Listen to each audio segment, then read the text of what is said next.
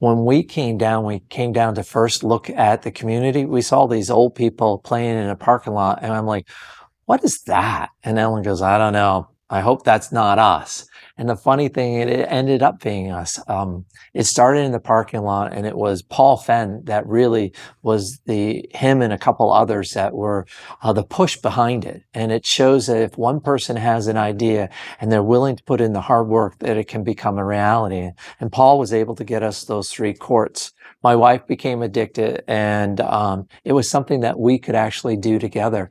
And I said, hey, we can take this to the next level. And it became a group and a community. It's very social. It's something that anybody can learn in no time.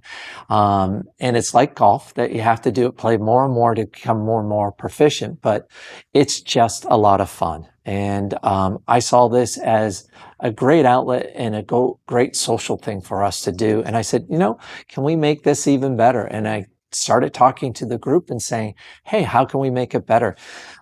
Let's do a pavilion. And people said, that's great. We can have shade and we don't have to sit on the courts. And I said, well, why don't we fund it ourselves? Why don't we do this ourselves and give it back to the community? And that's literally what we did. And that's what we did with the lights and the walks and everything else. Everything was done with a group mentality, saying we as a group, that's something that we love. We want to give it back. And that's really how pickleball became so big, one of the fastest growing clubs in the community. And it's literally coveted by all of New Bern. We still have the best courts around. And it's because of the people wanting to do the legwork that was necessary, believing in their community and say, hey, I'm not waiting for somebody else to do this. I'm willing to do it. I'm willing to put my own money out there and my own sweat equity to make something great. I know there's been a lot of controversy about pickleball, but pickleball, once you understand what it is, it becomes so addictive. One, because it's so fun to play and you feel like you're a child again. It's probably why there's so many injuries, because you're having so much fun and you haven't done anything before. And then you realize, uh-oh, I'm a little out of shape.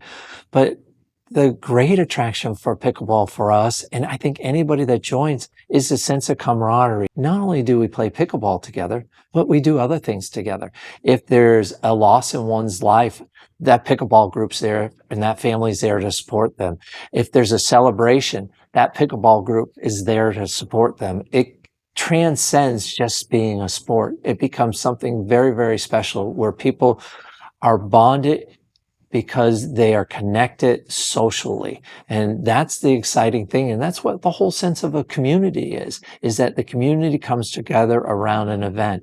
We're not looking for other people to do it, but we're asking us to do it together. And that's what pickleball did and grew, is that everything that happened from the pavilion to the concrete to the sidewalks to the lights, it was the group saying, we're willing to do it. We weren't asking for somebody else to do it. We loved it and we wanted to improve that amenity in our community at the same time. And that's what pickleball is all about.